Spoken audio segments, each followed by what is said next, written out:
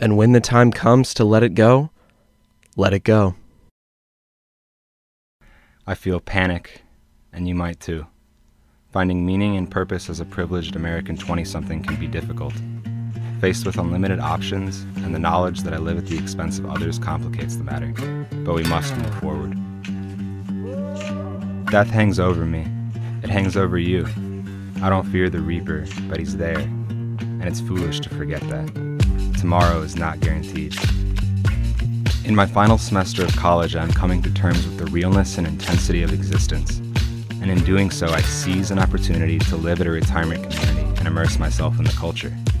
If there's existential help to be gotten, surely it's from my elders, those forced to look at their imminent passing. I arrived at Meadowlark Hills Retirement Community with an avoided question. What does it take to die well? In a country where death is battled as the enemy, 2 residents, my roommate, and I picked apart this question, and through staring at death, I heard the universe whisper a soothing truth. Why is death an avoided topic of conversation? Well, I think because people are so uncertain about what comes after death. So our culture views death as something that's adversarial, something that's to be defeated or postponed as long as possible, not something that's to be understood or embraced. Because maybe of denial, and we kind of hate to think of ourselves as someday not being and having to give up everything that we have loved. Perhaps the deepest reason why we are afraid of death is because we do not know who we are. We believe in a personal, unique, and separate identity, but if we dare to examine it, we find that this identity depends entirely on an endless collection of things to prop it up. Our name, our biography, our partners, family, home, job, friends, credit cards. It is on their fragile and transient support that we rely for our security. So when they're all taken away, will we have any idea of who we really are? How marvelously sickening it was for me to realize that quote was about me. Do you realize it's about you too? Angst from that quote led me to literature, looking for what I could invest meaning into that will never be taken away from me. Theologies and philosophies harp on impermanence. What is born will die. What has been gathered will be dispersed.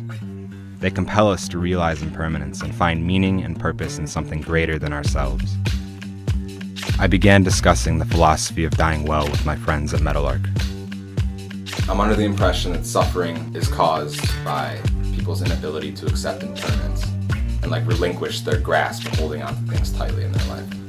Yeah, I agree. There's nothing permanent in existence as far as we know. There's always change. I accept change. This idea that you are a self that will continue forever, or that you are this soul that will be in existence for eternity.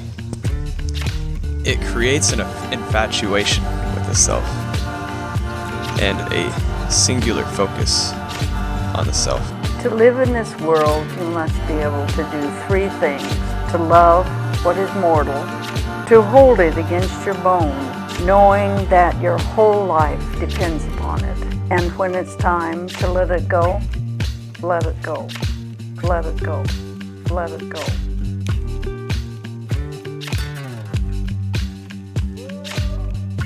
I had arrived at an answer to what it takes to die well. Coming to terms with impermanence will inevitably challenge your ego and the singular focus we have on ourselves, which leads to an ability to not cling to things that will one day go away, and instead cling to love. Hold it against your bones. Now consider this. Why can't this philosophy be applied to living well instead of just dying well? It can. And when I considered it, I saw the application of the philosophy everywhere, especially in people around me. Know what you are doing. Love what you are doing. And believe in what you are doing. This gift applied to what I was coming to terms with in a profound way. Know what you are doing would entail realizing impermanence and knowing the cycle of birth and death. Love what you are doing is a reference to the best course of action in the face of impermanence. And believe in what you are doing, being all right with impermanence and using it as a tool to create a wonderful reality. Difference is made when one learns to embrace impermanence. When this happens, suddenly the whole world can open up to you. So the mountains you've been meaning to climb, you'll climb them. The girl you've been meaning to call or to love, you'll love her. Life will be relished, but not grasped, because when it's grasped and you lose these things, it is extremely painful and depressing, and it seems meaningless because the idea was that they would be permanent and held on to forever. Vasily. I was looking in my memory writings, and this poem I've kept made me think of you. Happiness is to be found along the way, not at the end of the road, for then the journey is over and it's too late. Today, this hour, this minute is the day, the hour, the minute for each of us to sense the fact that life is good, with all of its trials and troubles, and perhaps more interesting because of them. In my semester spent at Meadowlark Hills, I learned 3 things that changed the way I look at the circumstance of my existence. 1. When talking about dying well, I actually meant living well. 2.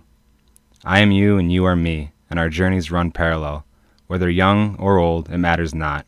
We are all essentially trying to live and die well as one. 3.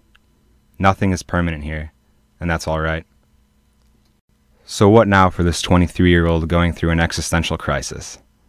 I don't have an answer, but the universe gave me a choice to live and love passionately, but when the time comes to let go, to let go.